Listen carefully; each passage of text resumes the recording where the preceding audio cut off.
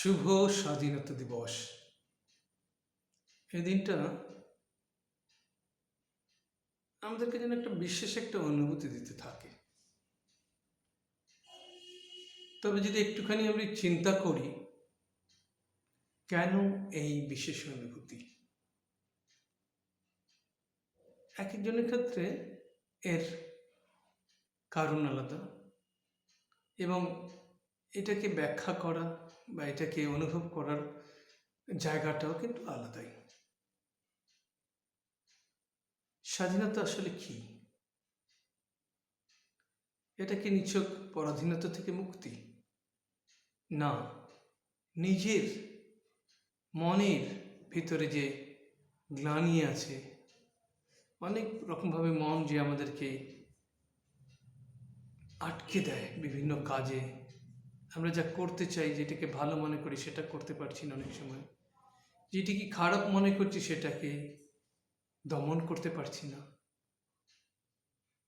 এইগুলোকে থেকে মুক্তিকে বলবো স্বাধীনতা।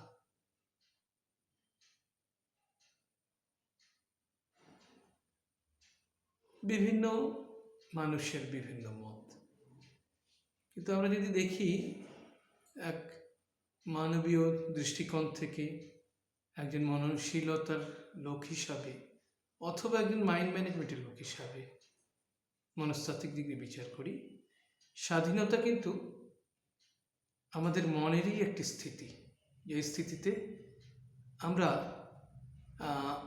খুব সহজেই নিজের জীবনটাকে যেভাবে চালাতে চাই সেরকমভাবে চালাতে পারি, কারোর ক্ষতি না করে, নিজে ভালো থেকে, কারোর দ্বারা প্রতিহত না হয়ে, মানে কোনো অভাব এবং প্রভাব ছাড়া আমরা যেই সময়টুকু কাটাই, সেই সময়টুকুই মনে হয় আমরা প্রকৃত স্বাধীনতা পাচ্ছি। তো স্বাধীন হব কী করে? এর যদি একটা ছোট্টভাবে যদি আমরা ভেবে দেখি, হয়তো দেখতেই পাবো এটা, যে আমার মনকে তার যে অভ্যস্ত সংস্কার, সেগুলো থেকে মুক্ত করা, যেটা তার ব্যক্তিত্বকে সংকুচিত করছে। এগুলোকে আমাদের প্রত্যেকের ক্ষেত্রেই এটা সম্পূর্ণভাবে নিজস্ব জিনিস, নিজস্ব ভালো এবং মন্দ আমরা কিন্তু সম্পূর্ণ বুঝি।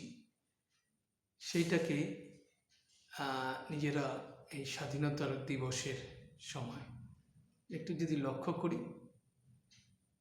লক্ষ্য করা মাত্রই কিন্তু সেই যে বাঁধনটা থাকে, সেটা থেকে কিন্তু আমরা কিছুটা মুক্ত হতে পারব। হয়তো সেটাই হবে আমাদের জীবনের এই স্বাধীনতা দিবসের প্রকৃত স্বাধীনতা শুরু।